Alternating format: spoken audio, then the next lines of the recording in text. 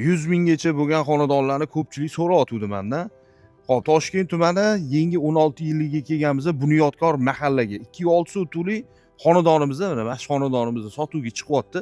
Ichlari yashab turishibdi, yomon holatda emas. Pastda yangi imorat. Mahallani ko'ryapsizlar, mahalla asfalt qilingan, keng ko'cha bo'lyapti. Xudo xolisa betonkadan taxminan 1,5 kilometr atrofida kirib kelsa bo'ladi shu xonadonimizgacha. Endi ichlarini bitta tushuntirib o'taman.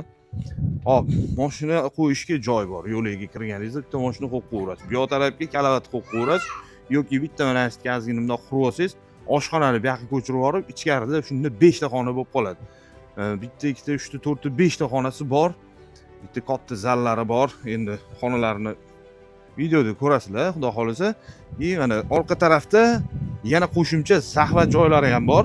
Oddiy misol, bu mahallada 20 ming, 25 ming atrofida yig'ilib bo'lsa, kimdir 30 ming hamda o'tiribdi. Pastli bir sotuv, hamda shunday zahvatingiz bor. Sizdan boshqa hech kim ishlata olmaydi o'zi. Hech kimga kerak emas desa ham bo'ladi uy joy. Hozir taxminan mana masjiddan bu yog'i zahvat ekan, mana shu devordan bu yog'i zahvat ekan. Mana bu xonadonni ko'ryapsizlar. Orqa tarafi bo'lyapti, havo aylanadigan joylar va shu bemalol orqa hovli, hamma shart-sharoiti bor. Ichkariga to'g'rilab olishdi hamma narsani. Atrofida hammasi mana shunaqa katta-katta, chiroyli, baland imoratlar bo'lyapti. Narxi 100 ming dollar bo'ldi, 2.6 sotuv bo'ldi. Kelishadigan joylari bor. Qo'ldan kelgancha kelishtirib berishadi. O'zi narxini yomon qo'ymaymiz, xudo xolisa. Kelishtirib chiroyli narxlarda inshaalloh savdosini, barakasini qilib olsanglar bo'ladi. Yer yurmagan holatda ozgina mushkul bor. O'sha mushkulni ham tushungan holatda savdosini qilaverasizlar.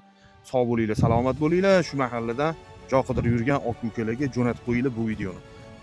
Orqa tarafda mana shunaqa zo'r ham bor. Xudo xolisa, hatto devorni urib olsanglar, bu yog'i hech qanaqa sizlarga xalaqit qilmaydi. Sog' bo'linglar, salomat bo'linglar. Charchab qolmanglar.